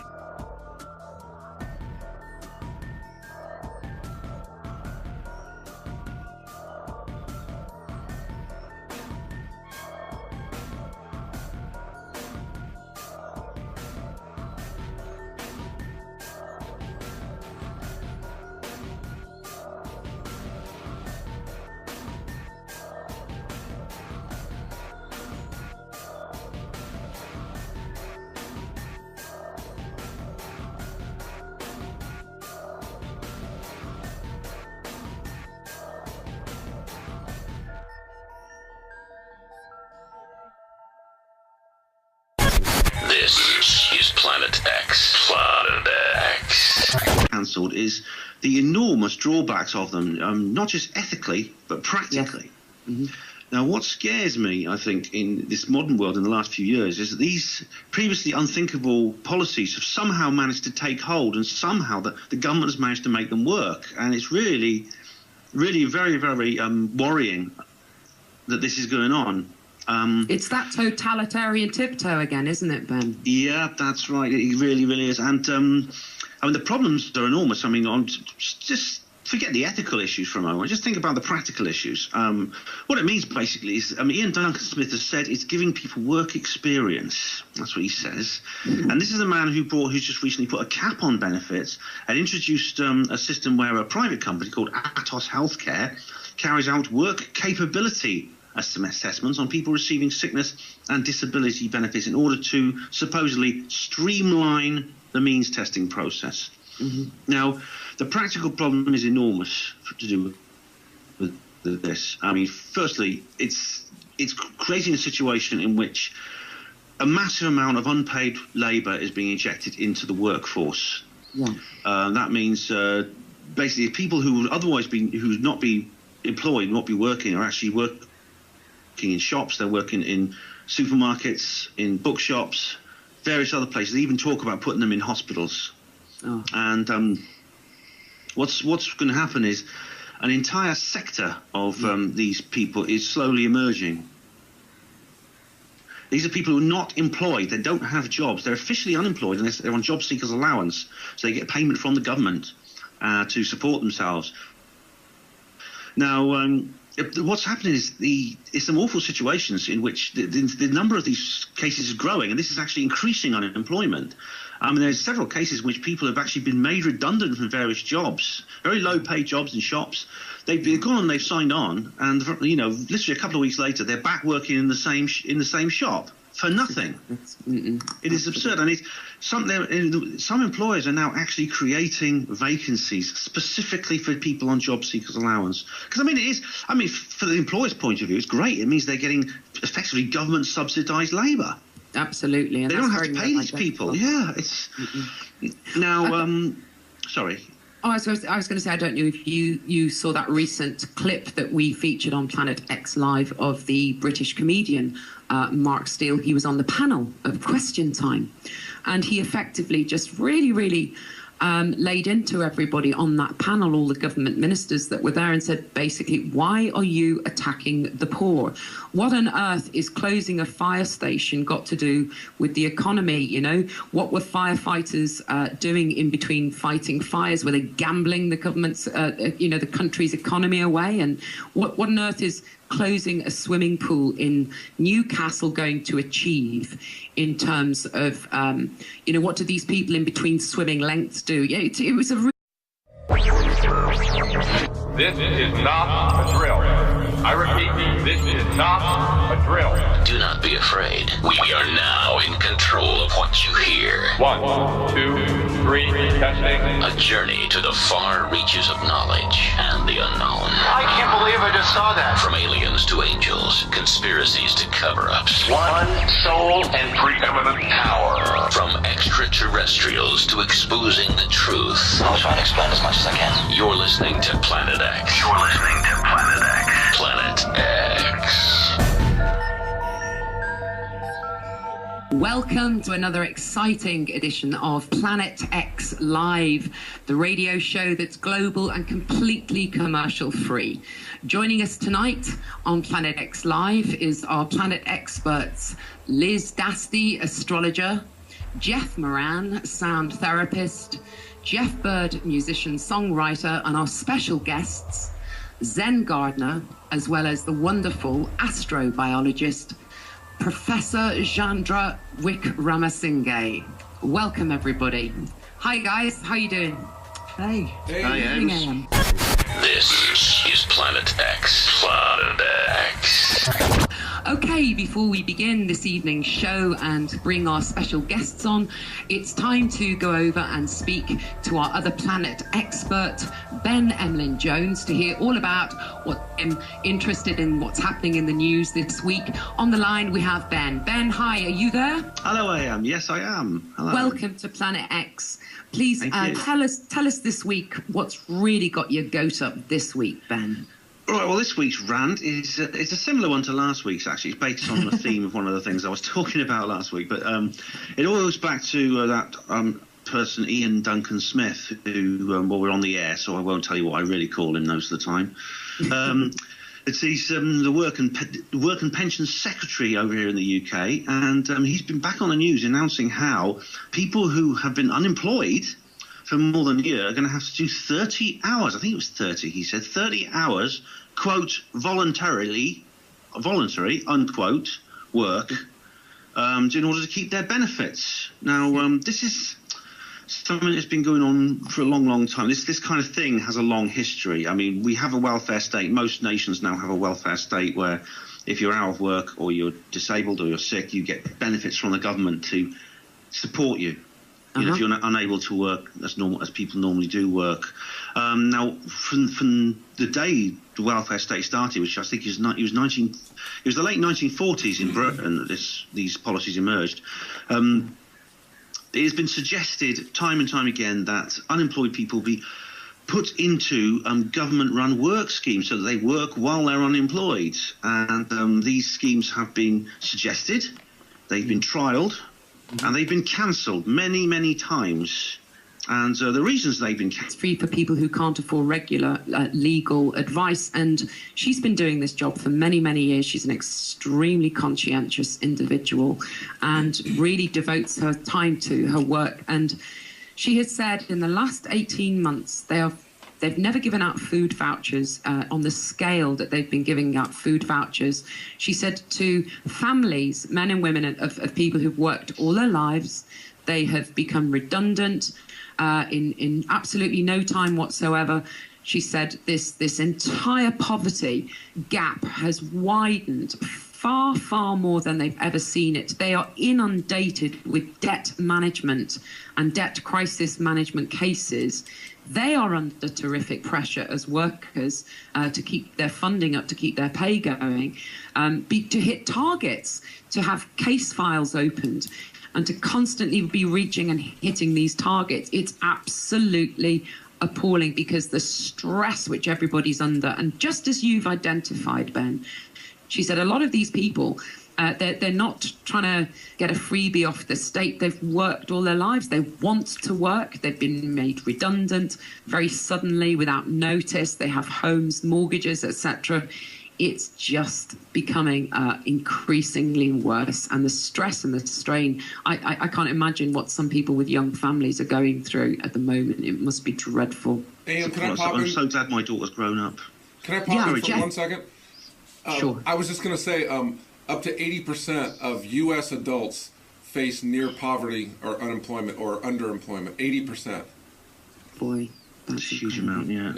And, you know, I mean, there's a lot of things in the news at the moment. When it's the same week this came out, there were these stories about these immigrant vans. Have you heard about them? No, they're basically in North London. They're driving around with these vans with big advertising boards, as if they've just opened a new branch of IKEA or something, you know. Yeah. But it actually says on the side of them, "Are you in the UK illegally? If so, go home or face arrest." And this is driving round London, and it's what this is doing is, I mean, it's actually making people suspicious of one another. It's making people distrust one another, and it's justifying all kinds of Big Brother interventions into our lives. For instance, if you go to the job centre now, you've got to take your passport with you if you're going on holiday. Bloody hell! And unfortunately, the UK Border Agency which I thought it's going to have to change its name, because it seems to have less and less to do with borders, and it's becoming more like a police force. I saw them at Manchester Coach Station, the Border Agency at Manchester Coach Station. Get your atlas out, people, and see where Manchester is. It's nowhere near any border. What the Border Agency doing there? Oh, they're checking for immigrants. Goodness. And what they're doing is they're actually going to go up to people, and they're going to basically, it's like those old war films, they're going to sort of basically say, "Papieren bitte," snap their fingers. Yeah, and you'll be expected to hand over your ID. And unfortunately, a lot of the population are going to support this. Yeah. But what can people do? I mean, you know, are there any suggestions as to what the man in the street can begin to do? Do you suggest that the ordinary person that is suffering this or feeling very angry about all this, how can they channel that anger constructively? Well, I mean, obviously you have to take action. You have to tell your friends. You've got to speak out about it. I mean, you've got to do whatever you can. I mean, I myself I've not claimed benefits. I mean, I've managed to get into self-employment. Maybe I'm lucky, or maybe this is a path that other people can take. I don't know if they have the option of doing that. I mean, I've got a daughter, but she's grown up, luckily. She's in college. I can't put myself in the place, as you say, of people with young families. But the most important thing to do is to get the word out and talk to people and warn them not to fall for propaganda, not, you know, and to take heart from the fact that, you know, there is another way. It doesn't have to be like this. I mean, you mentioned Iceland. In Iceland, the government under Johanna Sigurðardóttir has created basically a land flowing with milk and honey compared to the rest of Europe. Would you know, when that crisis happened and they refused any of the big bailout offers, which were complete handcuff ties anyway, they said, right, first of all, nobody in this country is going to lose their home. Secondly, nobody is going to starve.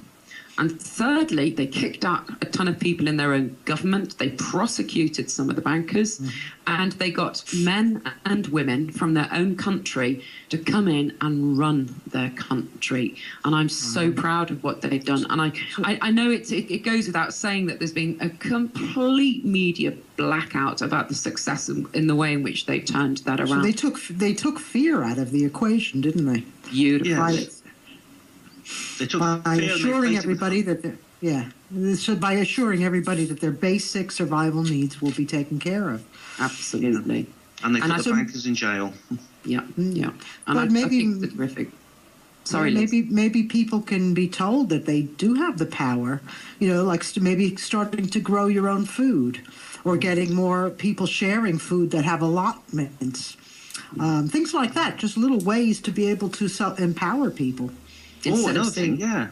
Instead of seeing the criminalisation of growing food or the criminalisation of selling stuff, they're trying to stop it. Outrageous. But in Elizabeth, in Oxford, there's a thing called the People's Supermarket, which you can join. I'm a member of it actually, and it's a community-run shop and wholesaler which works with local farms and farmers markets to provide food for the people in the local area. And it's it suffered from some financial problems, unfortunately, but it's still going strong. And it's very, very popular with people. And what happens? I'm a member, so I buy a share. I work there for like 1 day every month, and I get a discount on everything I buy there. And that's very. We have a friend, Tracy, and she was telling us that she had a stall in a market, and she literally was giving away free stuff. Some of it was food, some of it was items, and she said, you would think that people would be so delighted. Some people were, to be able to come along and ask, could they have this? Yes, you can have it. But the majority of people, really good way of identifying that, yet again, the poor or the unemployed are being attacked, and they're being made out to be that it's their fault. It's not their fault what's happening in this country at the moment. It's appalling, but it's about squeezing these figures as well. And I think a lot of these politicians, Ben, they just want to be seen to be doing something effective, and they're not actually doing anything. It's just all PR, it's all facade. It's incredibly insulting and violent, and a violent way to behave. Because, as you said, the people. What's really causing these economic problems is simply it's actually the economic system. It's the banks, which have enormous amounts of money. They're holding enormous amounts of capital. They gamble it, and when they fail, when the prices go down, they get bailed out by the government, and then the government is in debt. It's a really horrific situation. Other countries like Greece and Ireland are now virtually bankrupt. And in Greece, in Cyprus, they're actually robbing people's banks. Or their savings accounts for some people are actually, they call it a levy, but it's bank robbery. One of the things I'd like us to do in the future is to concentrate on the success of the people in Iceland and how they managed to get out of their economic situation without having to prostitute themselves to these banksters, Geoff Byrd, what's the situation in the States in terms of welfare and benefits? Is it getting worse over there? Well, excuse me, 1 second. What's the situation over here? Well, they're basically doing the same thing. They're trying to squeeze the poor, and they're trying to essentially reverse Robin Hood, take from the poor and give to the rich. That's pretty much the script, no matter what you call it. Yeah, cool. Same thing. Just over and over. On the ethical side, to look at the ethical side of this, it's incredibly insulting. It virtually criminalises unemployment. Well, that's exactly what it's doing. It basically means that if you are unemployed, you are a bad person if you haven't got a job, and you need some kind of whip-cracking negative incentive to get you back into work, which is absolutely ludicrous. There's this myth. It's still going around today. I spoke about this last week, but I'd like to talk about it again because it's so important. Yes, of course. There's this myth that somehow there's this massive underclass of people who are just sitting and living a life of Riley, welfare king, sitting in front of widescreen TV, swilling special brews and saying, I don't want a job when the government's paying me. Anyone who's been unemployed knows that this is nonsense. You'd have to be crazy to actually want to be unemployed, especially in this day and age. There's the humiliation of the job centre. There's the poverty, Yes. The idea that you can even afford special brews is absolutely absurd. The idea that people just need to get on their bikes and get jobs. Everyone's on their bike already. They're riding around in circles waiting for a job to come up. When one comes up, they all pedal towards it as if they're on the Tour de France. That's the truth. We're heading closer and closer to that Hunger Games situation, that scenario, and it's very creepy. I have a friend who is a legal counsellor for Citizens Advice Bureau, and that's a free legal well, it's not free for everybody, but